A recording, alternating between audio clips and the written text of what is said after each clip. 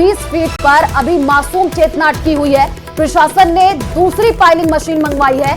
Backup के तौर पर दूसरी मशीन मंगवा ली गई है। 200 फीट तक खुदाई करने में ये मशीन सक्षम रही है। दौसा में इसी मशीन से रेस्क्यू किया गया था। तो ये बड़ी जानकारी आपको दे रहे हैं। आपको बता दें कि 3 साल की मासूम बच्ची जो चेतना है अभी भी बोरवेल में फंसी हुई है। तमाम तरीके के प्रयास किए जा रहे हैं बच्ची को बाहर निकालने के लिए, लेकिन अभी तक सफलता हाथ नहीं लगी है। 3 तस्वीरें आपको टीवी स्क्रीन पर दिखा रहे हैं। पहली तस्वीर देखिए, ये परिजनों की तस्वीर है जिनका रो रो करके बुरा हाल है। सब्र जो है इनका टूटता जा रहा है और यही मांग की जा रही है इनके तरफ से कि जल्द से जल्द इनकी बच्ची चेतना को बाहर निकाला जाए। दूसरी तस्वीर आपको जो दिखा रहा है, आप देखिए, जो कैमरे से निगरानी बच्ची पर रखी जा रही है उसकी तस्वीर आपको दिखा रहा है। तीसरी तस्वीर, पाइलिंग मशीन मौके पर पहुंच चुकी है। बच्ची को निकालने के लिए तमाम तरीके की कोशिशें की जा रही हैं। 120 फीट पर जो है मासूम चेतना अभी भी अटकी हुई है। इसी खबर पर ज्यादा जानकारी के लिए संवाददाता हीरालाल हमारे साथ लाइव जुड़े हुए हैं, उन्हीं का रुख कर लेते हैं। हीरालाल, मौके से जरा तस्वीर दिखाइएगा। दूसरी पाइलिंग मशीन भी पहुंच चुकी है,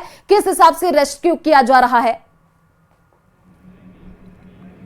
जी, इस समय की सबसे बड़ी अपडेट ये है कि प्रशासन ने दूसरी पाइलिंग मशीन मौके पे बुलाई है। ये पाइलिंग मशीन वही पाइलिंग मशीन है जो दौसा में जब इस प्रकार का जो घटना घटित हुई थी, वहां जो रेस्क्यू ऑपरेशन किया गया था, वहां भी यही दूसरी जो पाइलिंग मशीन है उसको मंगवाया गया था। बताया जा रहा है कि ये वहां पर जो घटना घटित हुई थी उस समय जो पहली जो पाइलिंग मशीन थी वो खराब हो गई थी। उसके बाद बैकअप के तौर पर दूसरी पाइलिंग मशीन मंगाई गई थी और उसमें करीबन 6 घंटे से ज्यादा का समय लगा था। तो यहाँ प्रशासन ने एहतियात बरतते हुए दूसरी पाइलिंग मशीन को बैकअप के तौर पे मंगवा लेगा। मैं बताना चाहूंगा कि फिलहाल जो पाइलिंग मशीन जो प्लान बी के तहत जो गड्ढा खोदा जा रहा था वो अभी फिलहाल कुछ देर के लिए रोका गया और प्लान ए के तहत जो रेस्क्यू टीम लगातार प्लान ए को अंजाम दे रही थी और बच्ची को बाहर निकालने की जो रेस्क्यू किया जा रहा था वो अभी भी प्रयासरत है कि किसी प्रकार से है जो बच्ची को बाहर निकाल लिया जाए, क्योंकि प्लान ए के तहत जो रोड डालकर जो एल बैंड है उसको गड्ढे में डालकर बच्ची तक जो बैंड है उसको पहुंचाकर उस बच्ची के हाथों पैरों में जो है उस बैंड को अटकाकर उस बच्ची को बाहर निकालने का जो प्रयास है वो लगातार जारी है।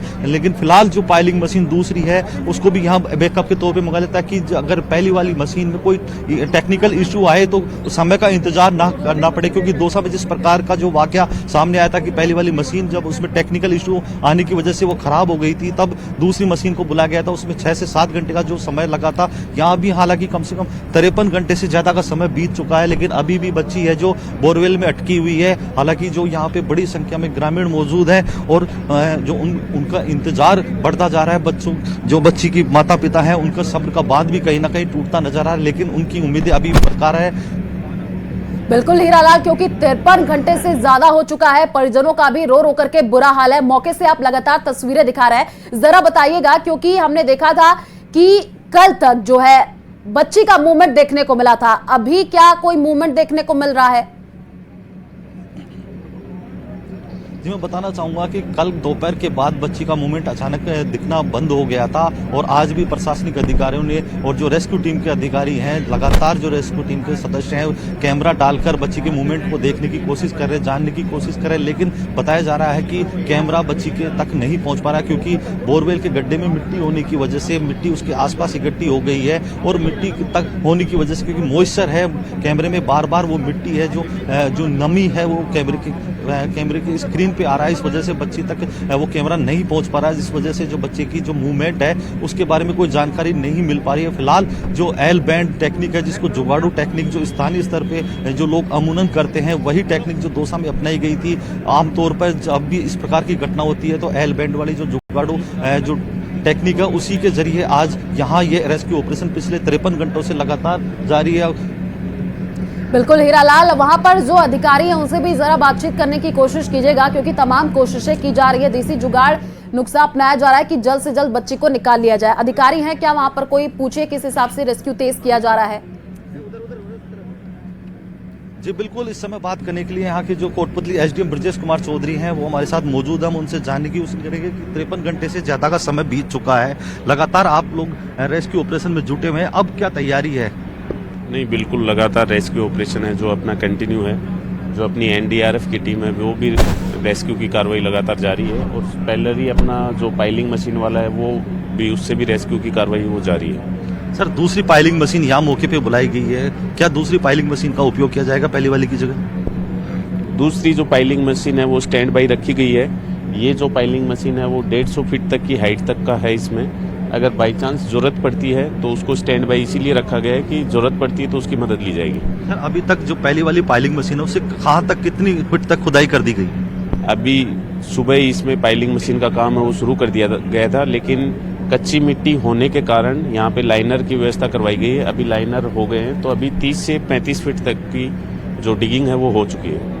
सर प्लान ए एग्जीक्यूट लगातार किया जा रहा है। संभावना यही जताई जा रही थी कि जो बच्ची का हाथ है जो रिंग में फंस भी चुका है और उस रिंग के जरिए उस बच्ची को बाहर निकाल लिया जाएगा। अब क्या स्थिति है? जी बिल्कुल, जो प्लान ए है अपना जो एनडीआरएफ टीम एग्जीक्यूट कर रही है उस पे कंटिन्यू है। अभी होप सो उससे भी रिजल्ट आ जाए, नहीं तो अपन पहले भी पाइलिंग मशीन वाला ऑपरेशन है वो कंटिन्यू है। Thank you. जी बिल्कुल, ये एसडीएम थे जिनका कहना है कि जो प्लान ए है एग्जीक्यूट लगातार किया जा रहा है। बच्ची का मूवमेंट देखने का प्रयास किया जा रहा है। जो दूसरी मशीन पाइलिंग मशीन है उसको बैकअप के तौर पे यहाँ मंगवाया गया है। जो पहली वाली मशीन है उसकी जो खुदाई की जो क्षमता है 150 फीट के करीबन बताई जा रही है। दूसरी जो मशीन यहाँ मंगवाई गई है उसकी 200 फीट की जो खुदाई क्षमता है वो लगातार जो यहाँ मंगवाई गई है। क्योंकि दौसा में जिस प्रकार की स्थिति है तो प्रशासन नहीं चाहता कि वो स्थिति यहाँ भी उत्पन्न हो, लेकिन बैकअप के तौर पर उस मशीन को यहाँ बुलवाया गया है। जी हीरालाल, क्योंकि गीली मिट्टी की वजह से काफी परेशानियां भी हो रही हैं, तमाम तकनीकों का इस्तेमाल भी किया जा रहा है कि मासूम चेतना को जल्द से जल्द बाहर निकाल लिया जाए। वहां पर जो है हम देख पा रहे हैं कि पूरे एरिया को घेर दिया गया है और वहां पर रेस्क्यू ऑपरेशन चलाया जा रहा है। जरा आसपास अगर आप वहां की तस्वीरें दिखा पाएं। जी मैं अपने सहयोगी से कहना चाहूंगा कि वो तस्वीरें दिखाएं किस प्रकार से यहाँ रेस्क्यू ऑपरेशन किया जा रहा है, क्योंकि जो जेसीबी मशीन से यहाँ एक बड़ा गड्ढा खोदा गया है, मिट्टी यहाँ से लगातार निकाली जा रही है और आसपास की जो जितने भी तमाम जो एरिया है उसको कवर्ड किया गया है।